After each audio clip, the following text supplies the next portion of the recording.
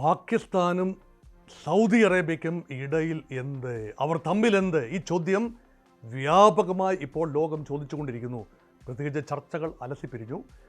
ഇസ്ലാമാബാദിൽ വെച്ച് നടന്ന America Iran ചർച്ചകൾ അലസിപ്പിരിഞ്ഞു. അമേരിക്കൻ ടീം തിരിച്ച് അമേരിക്കയിൽ എത്തിക്കഴിഞ്ഞു. ഇറാനിയൻ ടീമും ഇറാൻ വിദേശകാര്യമന്ത്രിയുടെയും പാർലമെൻറ്റ് സ്പീക്കറുടെയും നേതൃത്വത്തിലുള്ള ടീം ഇറാനിൽ തിരിച്ചെത്തിക്കഴിഞ്ഞു. പക്ഷേ സമാന്തരമായി അരങ്ങേറിയ ഒരു സംഭവമാണ് പാകിസ്ഥാനി ഫൈറ്റർ ജെറ്റ്സ് 10 to 18, 10 എന്ന് ചിലർ, 18 വരെ എന്ന് മറ്റു ചിലർ, കുറേയേറെ ഫൈറ്റർ പ്ലെയിനുകൾ സൗദി അറേബ്യ ലക്ഷ്യമാക്കി പറക്കുകയും അവിടെ ലാൻഡ് ചെയ്യുകയും ചെയ്തു. അതോടൊപ്പം തന്നെ 13,000 ട്രൂപ്സ് റീച്ച്ഡ് സൗദി എന്നാണ് റിപ്പോർട്ടുകൾ.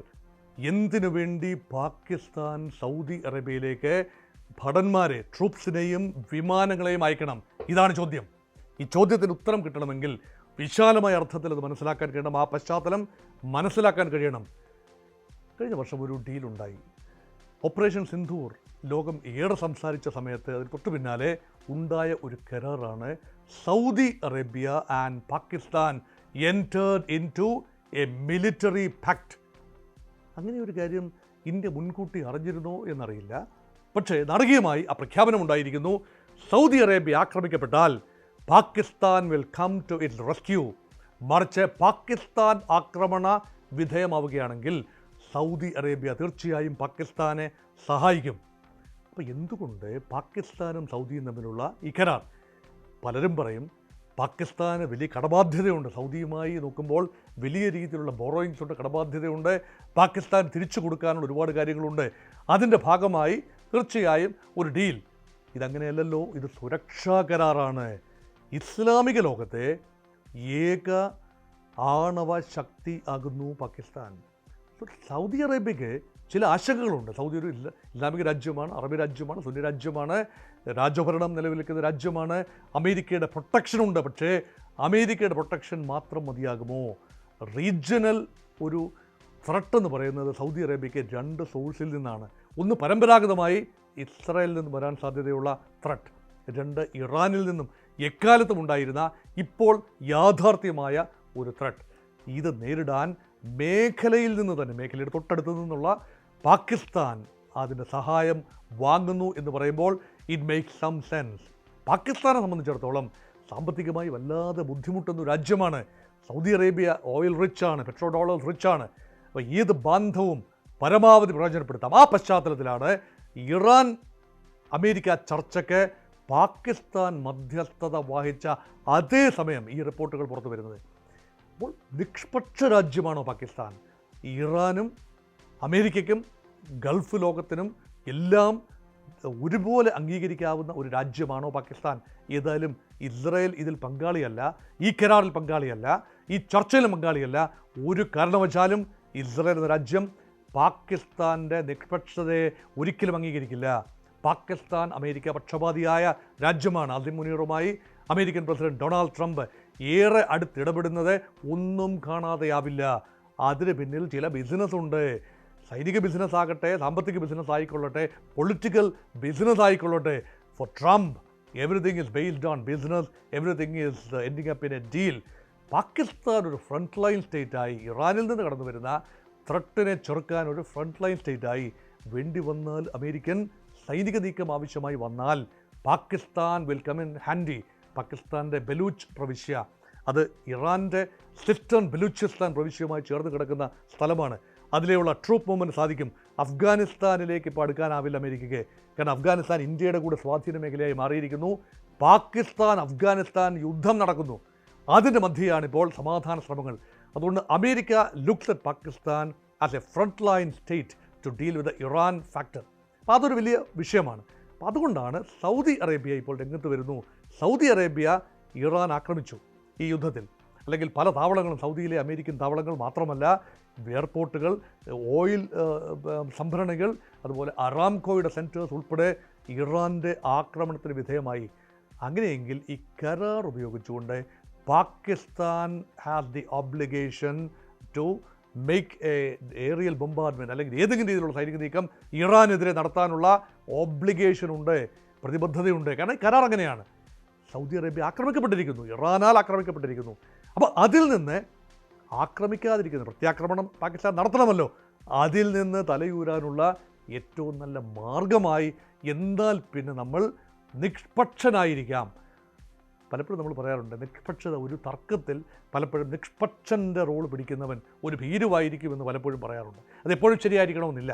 പക്ഷേ പാകിസ്ഥാൻ്റെ കാര്യത്തിലെങ്കിലും ഇപ്പോൾ ഏതായാലും അമേരിക്കയെ വെറുപ്പിക്കാനാവില്ല, സൗദി അറേബ്യയും വെറുപ്പിക്കാനാവില്ല. ഇറാൻ തൊട്ടടുത്ത രാജ്യമാണ്. ചെറിയ വിഷയങ്ങളൊക്കെ ഉണ്ടെങ്കിലും ഇറാനെയും നാളെ കാണേണ്ടതാണ്. അതുകൊണ്ട് പാകിസ്ഥാൻ ഒരു സുഗമമായ പാത തിരഞ്ഞെടുത്തു. ചർച്ച പരാജയപ്പെടുന്നെങ്കിൽ പരാജയപ്പെട്ടോട്ടെ, തൽക്കാലം തങ്ങളുടെ കമ്മിറ്റ്മെൻറ്റിൽ നിന്നും മാറാൻ വേണ്ടിയുള്ള നല്ല മാർഗമായി ചർച്ചയെ തിരഞ്ഞെടുത്തു. ഒരുപക്ഷേ സൗദി അറേബ്യ പാകിസ്ഥാനെ ഓർമ്മിപ്പിച്ചിരിക്കാം, തങ്ങൾ നേരിട്ട് ഇടപെട്ട കരാറിൻ്റെ അന്തസത്തയ്ക്കനുസരിച്ച് ഇറാനിൽ നിന്നും നാളുകൾ ചർച്ച പിരിഞ്ഞല്ലോ, അതുകൊണ്ട് ഇറാനിൽ നിന്നും ആക്രമണം ഉണ്ടാവാം, തങ്ങളെ സംരക്ഷിക്കാൻ പാകിസ്ഥാന് ബാധ്യതയുണ്ട്. പാകിസ്ഥാൻ അത് അംഗീകരിച്ചുകൊണ്ട് സൈന്യത്തെയും വിമാനങ്ങളെയും അയച്ചു എന്ന് കരുതുന്നവരുണ്ട്. ഇതൊന്നുമല്ല, ഇത് വെറുമൊരു പുകമറയാണ്. ഇറാനെ മിസ്ലീഡ് ചെയ്യാൻ വേണ്ടി ഒരു പരിധിവരെ ഇസ്രായേലിനെ പോലും മിസ്ലീഡ് ചെയ്യാൻ വേണ്ടി ഉള്ള ഒരു പുകമറയാണ്. ഇസ്രായേലിൻ്റെ വിഷയമാണ്. ഇസ്രായേൽ സംശയത്തോടു കൂടിയാണ് അറബി മണ്ണിലെ പാകിസ്ഥാൻ്റെ സേനാ സാന്നിധ്യം. ഇസ്രായേൽ രാജ്യം അമേരിക്കയോടൊപ്പം ചേർന്ന് യുദ്ധം ചെയ്യുമ്പോഴും സംശയത്തോടു കൂടി മാത്രമേ ഇസ്രായേൽ ഇതിനെ കാണൂ എന്നുകൂടി ഓർക്കണം. ഇത് വളരെ കോംപ്ലിക്കേറ്റഡ് ആണ്. America and Israel are always together in the war. സമാധാനത്തിലും ദുഃഖത്തിലും അല്ലെങ്കിൽ ആക്രമണത്തിലും എല്ലാം തന്നെ ഇസ്രായേലും അമേരിക്കയും ഒന്നാണ്, ഒരുമിച്ചാണ്. ഇസ്രായേലിന് ഒരു പരിക്ക് പോലും പറ്റാതിരിക്കാൻ അമേരിക്ക ഏതറ്റം വരെ പോകുന്നത് ചരിത്രപരമായി കണ്ടു. ഇസ്രായേൽ രാജ്യം ഇന്ന് ഭൂമുഖത്ത് നിലനിൽക്കുന്നത് പോലും അമേരിക്കയുടെ നിർലോഭമായ സഹകരണം കൊണ്ടാണ്. ഇസ്രായേലി ലോബി എന്നൊക്കെ പറയുമ്പോഴും അമേരിക്കയാണ് ആത്യന്തികമായി സഹായിക്കേണ്ടത്. ഇപ്പോഴിതാ അമേരിക്കയിൽ വേറിട്ട ഒരു ചിന്ത വരുന്നു. എന്താണ്? ഇസ്രായേലിൻ്റെ സ്കീം അനുസരിച്ച് യുദ്ധങ്ങളിൽ നിരന്തരം പങ്കെടുക്കുന്നത് അമേരിക്കയുടെ സമ്പദ് വ്യവസ്ഥയ്ക്ക് നല്ലതല്ല എന്ന് മാഗാ ക്യാമ്പിനുള്ളിൽ നിന്ന് തന്നെ, മെയ്ക്ക് അമേരിക്ക ഗ്രേറ്റ് അഗെയിൻ എന്ന ട്രംപിൻ്റെ ക്യാമ്പിനുള്ളിൽ നിന്ന് തന്നെ JD വാൻസ് ഉൾപ്പെടെയുള്ള മിതവാദികൾ ഇപ്പോൾ വാദിച്ചുകൊണ്ടിരിക്കുകയാണ്. അപ്പോഴാണ് ഈ ഒരു നീക്കം നടക്കുന്നത്. അപ്പോൾ സൗദി അറേബ്യയെ സംബന്ധിച്ചിടത്തോളം അമേരിക്ക ഒരുപക്ഷെ പിൻവാങ്ങിയേക്കാം, ഇസ്രായേൽ ഒരുപക്ഷെ അവരുടെ യുദ്ധവുമായി മുന്നോട്ട് പോയേക്കാം. അതുകൊണ്ട് തങ്ങൾക്ക് ഒരു സുരക്ഷ ആവശ്യമുണ്ട്. അങ്ങനെയെങ്കിൽ തങ്ങളുടെ കയ്യിലുള്ളത് പണമാണ്. തങ്ങൾക്ക് എത്ര പണം വേണമെങ്കിലും ചിലവഴിക്കാം. പാകിസ്ഥാൻ ആവശ്യമുള്ളതും പണമാണ്. സൈനിക സേവനത്തിലൊക്കെ കൃത്യമായി കണക്ക് പറഞ്ഞ് പണം ഈടാക്കാൻ ഒരുപക്ഷെ പാകിസ്ഥാന് കഴിയുമായിരിക്കും. അതുകൊണ്ട് പാകിസ്ഥാൻ ഇപ്പോൾ പരസ്യമായി എന്ന് പറയാനാവില്ല, ഇതൊരു യുദ്ധ സമാനമായ സാഹചര്യം എന്ന് പോലും പറയാനാവില്ല, പക്ഷേ ട്രൂപ്പ് മൂവ്മെൻറ്റ് സംഭവിച്ചിട്ടുണ്ട് എങ്കിൽ ഗൗരവമായി പരിഗണിക്കേണ്ട ഒന്നാണ്. അതുമാത്രമല്ല, ഗാസ പീസ് ഡീലിൽ ഒരു സമാധാന സേനയെ അയക്കുന്നതിൽ ഏറ്റവും അധികം ശുഷ്കാന്തി കാണിച്ചത് പാകിസ്ഥാനാണ്. ഇസ്രായേൽ ഒരു രീതിയിലും അത് സ്വാഗതം ചെയ്യുന്നില്ല എന്ന് ഓർക്കണം. ഒരു രീതിയിലും ഇസ്രായേൽ പാകിസ്ഥാൻ്റെ ഉദ്ദേശ ലക്ഷ്യത്തെ വളരെ ട്രാൻസ്പെറൻ്റായി കാണില്ല. ഒരുപാട് ഈ കുരുക്കുകൾ അതിനകത്തുണ്ട് എന്ന് തന്നെയാണ് ഇസ്രായേൽ വിചാരിക്കുന്നത്. അതുകൊണ്ട് അതീവ സങ്കീർണമായ ഒരു സാഹചര്യത്തിലേക്കാണ് പാകിസ്ഥാൻ്റെ നീക്കത്തെ നമ്മൾ കാണുന്നത്. ഇന്ത്യ ഉൾപ്പെടെ ചെറിയ ആകാംക്ഷയിലാണ്. എന്തുകൊണ്ട് പാകിസ്ഥാൻ ഡിപ്ലോമസിയുടെ കേന്ദ്രമായി മാറി? ഇപ്പോൾ ചർച്ച പരാജയപ്പെട്ടു, ഒരു പക്ഷേ വീണ്ടും ചർച്ച പാകിസ്ഥാനിൽ വെച്ച് തന്നെ, ഇസ്ലാമാബാദിൽ വെച്ച് തന്നെ അടുത്ത റൗണ്ട് ചർച്ചകൾ ഒരുപക്ഷെ മുന്നോട്ട് പോയേക്കാം. ഇന്ത്യ ആശങ്കയിലൊന്നുമല്ല. പക്ഷെ നോക്കൂ, ഭാരതത്തിൻ്റെ ഒരു credibility, India is very close to Iran, India is close to United States. ഇന്ത്യയും ഇസ്രായേലും തമ്മിൽ നല്ല ബന്ധമാണ്. സൗദി അറേബ്യ ഉൾപ്പെടെയുള്ള GCC രാജ്യങ്ങളുമായി ഇന്ത്യക്ക് അഭേദ്യമായ ബന്ധമുണ്ട്. അപ്പോൾ സ്വാഭാവികമായി നിഷ്പക്ഷ രാജ്യമെന്ന നിലയിൽ ചർച്ചയിൽ പങ്കെടുക്കാനുള്ള, ചർച്ചയ്ക്ക് ആതിഥ്യം വഹിക്കാനുള്ള natural choice is not Islamabad but New Delhi. പക്ഷേ എന്തുകൊണ്ട് ഇന്ത്യ ഓപ്ഷൻ ഉപയോഗിച്ചില്ല? ഒന്ന്, ആരും ആവശ്യപ്പെട്ടില്ല എന്നത് ശരിയായിരിക്കാം. രണ്ട്, ഇന്ത്യ അങ്ങോട്ട് ഓഫർ ചെയ്തില്ല. പലരും അങ്ങോട്ട് ഓഫർ ചെയ്യുകയാണ്, അങ്ങോട്ട് ഓഫർ ചെയ്തില്ല. കാരണം ഒന്ന്, ആ മേഖലയ്ക്ക് തൊട്ട് പുറത്താണ് ഇന്ത്യ എന്ന് ന്യായം പറയാം. രണ്ട്, ഇന്ത്യയുടെ ഒരു നയമുണ്ട്. ഇന്ത്യ ബൈലാറ്ററലിസത്തിൽ വിശ്വസിക്കുന്നു. 1972 മുതൽ ഷിംല കരാറിൻ്റെ അന്തസത്ത പിൻപറ്റി രണ്ട് രാജ്യങ്ങൾ തമ്മിൽ പ്രശ്നമുണ്ടെങ്കിൽ, രണ്ട് മേഖലകൾ തമ്മിൽ പ്രശ്നമുണ്ടെങ്കിൽ നേരിട്ടുള്ള ചർച്ചയിലൂടെ പ്രശ്നപരിഹാരം ഉണ്ടാവണം.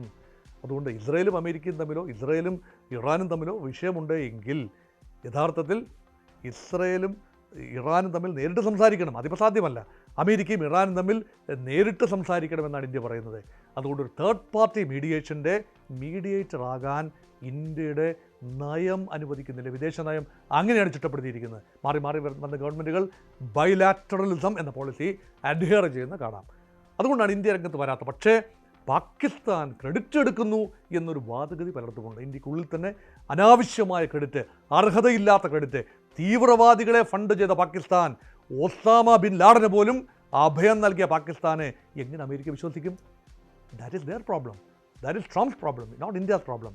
പക്ഷേ വിശ്വസിക്കുന്നു താൽക്കാലികമായിട്ടെങ്കിലും, അല്ലെങ്കിൽ ഒരു ട്രാൻസാക്ഷനിലായി പാകിസ്ഥാനെ അമേരിക്ക ഉപയോഗപ്പെടുത്തുന്നു എന്ന് കരുതാനാണ് ഞാൻ താല്പര്യപ്പെടുന്നത്. അതുകൊണ്ട് പാകിസ്ഥാൻ എന്ന രാജ്യം ഒരു രീതിയിലും ഒരു വലിയ ഓണറബിൾ നില ഒരു ചർച്ചയിൽ മധ്യസ്ഥത വഹിക്കുന്നത് കൊണ്ട് മാത്രം ലോകത്തിൻ്റെ നെറുകയിൽ അംഗീകാരം നേടിക്കൊണ്ട് മുന്നോട്ട് പോകുന്നു, വിരാജിക്കുന്നു എന്നൊന്നും പറയുന്നത് വലിയ അർത്ഥമൊന്നുമില്ല. പക്ഷേ തുർക്കിയുമായി സംസാരിക്കുന്നു പാകിസ്ഥാൻ, സൗദിയുമായി നിരന്തരം സംസാരിക്കുന്നു, ഇപ്പോൾ ട്രൂപ്സിനെ അയക്കുന്നു, അതുപോലെ ഈജിപ്തുമായി സംസാരിക്കുന്നു. ഇവരൊക്കെയാണ് മധ്യസ്ഥ രാജ്യങ്ങളായി, പ്രത്യേകിച്ച് തുർക്കിയും ഈജിപ്തുമാണ് ഈ വിഷയത്തിൽ മധ്യസ്ഥത വഹിക്കാൻ വന്നത്. ഒരുപക്ഷെ Pakistan is ideally suited to play the role of a mediator. കാരണം ഒരു മേഖലാ പങ്കാളികളെ, ഇന്ത്യ ഒഴികെയുള്ള ആ മേഖലയിലെ പങ്കാളികളെ, അമേരിക്ക പക്ഷത്ത് നിൽക്കാൻ സാധ്യതയുള്ളവരെ ഒരുമിച്ച് കൂട്ടി അവരുടെ താല്പര്യങ്ങളും ഇറാൻ്റെ താല്പര്യങ്ങളും ഒരുപോലെ, ഇറാൻ്റെ താല്പര്യങ്ങൾ സംരക്ഷിക്കുന്നതിന് ചൈനയിലൂടെ പാകിസ്ഥാൻ ഒരു നിലപാടെടുക്കാൻ കഴിയും. കാരണം പാകിസ്ഥാനെ താങ്ങി നിർത്തുന്നത് ഒരു പരിധിവരെ അമേരിക്ക മാത്രമല്ല ചൈനയുമാണ്. ചൈനയും പാകിസ്ഥാനും തമ്മിൽ വളരെ നല്ല ബന്ധമാണ്. പൊതുശത്രു ഭാരതമായതുകൊണ്ട് ചൈന പാകിസ്ഥാൻ ബന്ധം ഊട്ടിയുറപ്പിക്കാൻ കിട്ടുന്ന ഒരു അവസരമായി കൂടി പാകിസ്ഥാൻ അതിനെ എടുത്തിട്ടുണ്ടാവാം. ഇറാനെ സംബന്ധിച്ചിടത്തോളം ചൈനയാണ് ഏക പിടിവള്ളി. എക്കാലത്തും ചൈന ഇറാനെ സഹായിക്കുമെന്നാണ് ഇറാൻ വിശ്വസിക്കുന്നത്. അതുകൊണ്ട് പാകിസ്ഥാൻ വെച്ച് നടന്ന ചർച്ചയിൽ ചൈനയുടെ ഒരു വലിയ കൈവെപ്പ് അദൃശ്യമായെങ്കിലും ഉണ്ട്. അത് തങ്ങൾക്ക് അനുകൂലമാകും എന്ന് ഇറാൻ പ്രതീക്ഷിച്ചു. ചർച്ചകൾ അലമ്പിപ്പോയി, അത് മറ്റൊരു കാര്യം. പക്ഷേ പാകിസ്ഥാന് മുഖം നഷ്ടപ്പെടുന്നൊരവസ്ഥയിൽ നിന്നുകൊണ്ട് വീണ്ടും ചർച്ചയുടെ വേദിയായി ഉയർന്നു വരാൻ കഴിയുമോ? അതിനിടയിൽ സൗദിയിലേക്ക് പാകിസ്ഥാൻ അയച്ച വിമാനങ്ങളും ട്രൂപ്സും സമാധാന പ്രക്രിയയ്ക്ക് തുരങ്കം വയ്ക്കുമോ? ഇതെല്ലാം തന്നെ കാത്തിരുന്ന് കാണേണ്ട കാര്യങ്ങളാണ്. കൂടുതൽ വാർത്തകൾക്ക് news 18 Keralam YouTube channel subscribe ചെയ്യുക.